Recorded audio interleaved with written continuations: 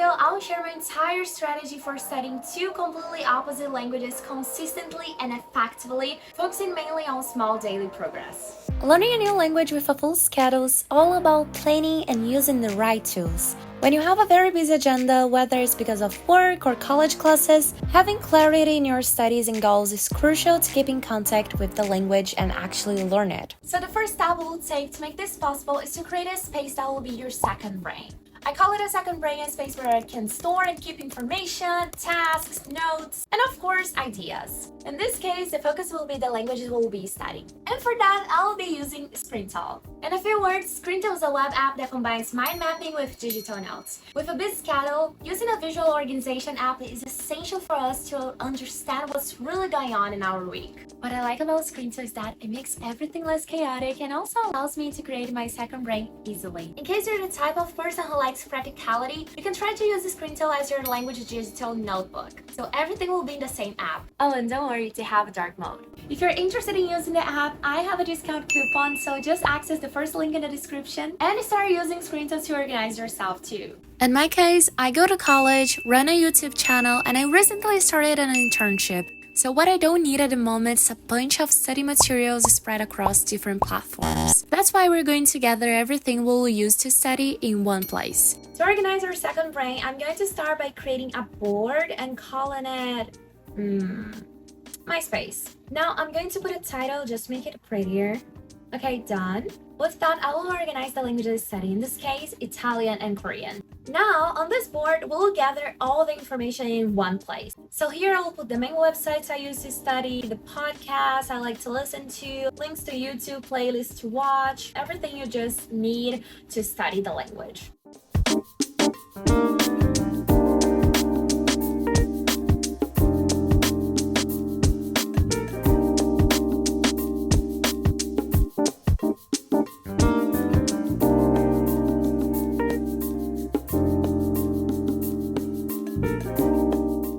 Exposed to new information and different ways of studying every day, it can be a little bit overwhelming to separate the resources without getting overwhelmed by the amount of content available. Therefore, I leave everything in the same place so that I remember the ones that I'm already familiar with and that I already know how it works. Now with our information center organized, the focus will be on our attack plan. As I have two languages to study, I set aside 3 days of the week for each one of them. This way I can maintain a balanced content with both of them. To be able to study, since we don't have much time, I'll be setting aside only an hour a day to keep in contact with the language every day. However, if you're like me and have a lot of tasks on the same day and cannot set aside a full hour, don't worry, I got you. Since we don't have much time in our day, we're going to use the 15-30-15 method to study. Now, what exactly is the 15-30-15 method? It's a language learning technique designed for busy students like you and me. Let's break it down. In the morning, we're going to dedicate 15 minutes of our day to learning. Yes, and you heard that right, just 15 minutes. In this method, it's all about consistency over intensity. Find a time in your day, whether it's before your breakfast, on your way to school or work, and commit to those 15 minutes. In case your day is already filled with chores in the morning or a lot of tasks to do, try to look for those little time breaks when you're getting ready for something. In the morning, you can listen to a podcast episode in a target language, or if you want to be more effective, you can also review flashcards. I personally enjoy learning languages with flashcards because it's just entertaining and also easy to me, but practicing when you're listening in the morning is also helpful. In the afternoon, our study session will be a little more intense, so eliminate distractions, put away your phone, and immerse yourself in the language. Whether you're practicing vocabulary, listening to podcasts, or doing exercises, make those 30 minutes count, okay guys?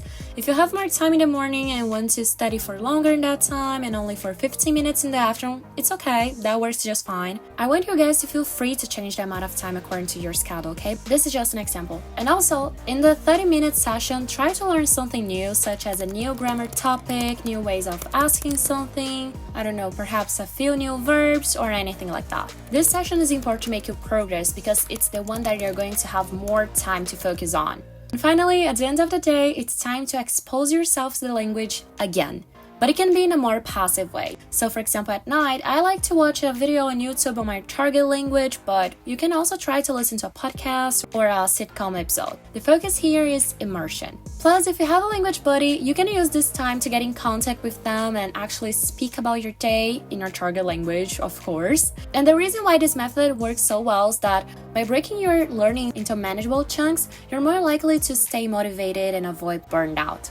And I personally believe that consistent daily practice is the key to building language skills over time. I know I won't be making great progress as fast as I would if I had more time, but I think just being able to study my target languages every day is already a victory to me because I have so many things to do for university and I think I will have so many tasks in my internship and also YouTube, but I think just being able to balance all of these areas with my life and also study my languages will be like, not kidding, will be a victory. Like I will be so proud of myself. And I think you guys should think the same. Like we have so many tasks, so many things to do at the same time that just dedicating 20 minutes, 30 minutes, sometimes an hour a day to, study Spanish, Japanese, Russian, whatever language you're studying is already a reason to be happy and to be proud of yourself. And now I'm gonna give an extra tip for you guys, and this one is very valuable, like it's so important. I think it's the most important tip throughout this whole video. You guys need to know how to plan. So like before the week starts, on the weekend, you're going to start planning your week.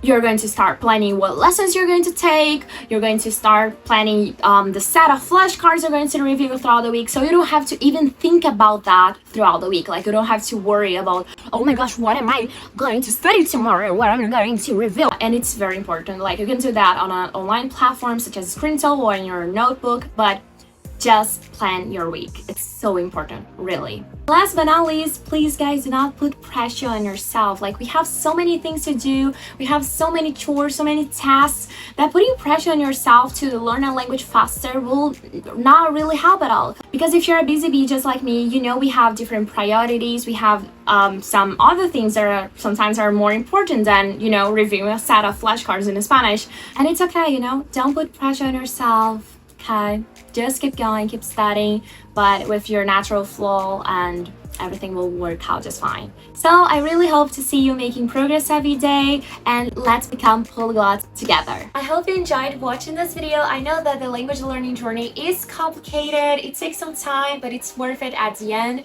So just keep going. Subscribe to my channel for more language learning content and see you in the next video. Bye!